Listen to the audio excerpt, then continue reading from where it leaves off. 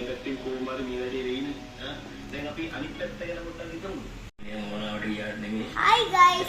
දැන් මම මෙතෙන්ට ආවේ රසල් කුටි එකක් හදන්නයි. දැන් අපිට ඕනේ වෙන්නේ වතුර, සීනි, අයිස් කැට, රසල්. ඔව් මදර්. දැන් අපි යන්නේ රසල් කුටි එක කපා ගන්නයි.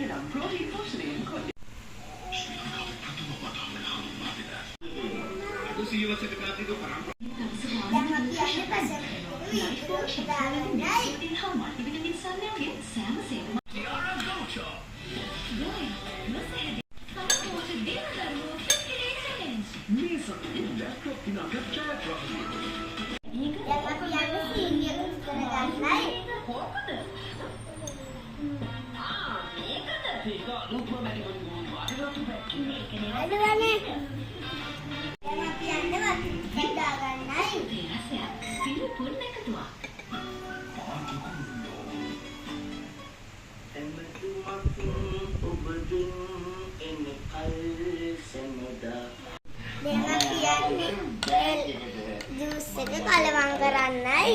හොඳට කලවම් කරන්න ඕනේ.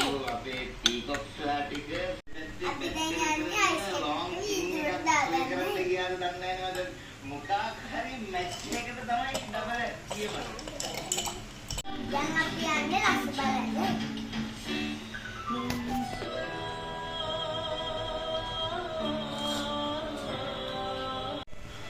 දැන් මගේ වීඩියෝ බලපු හැමෝටම බයි.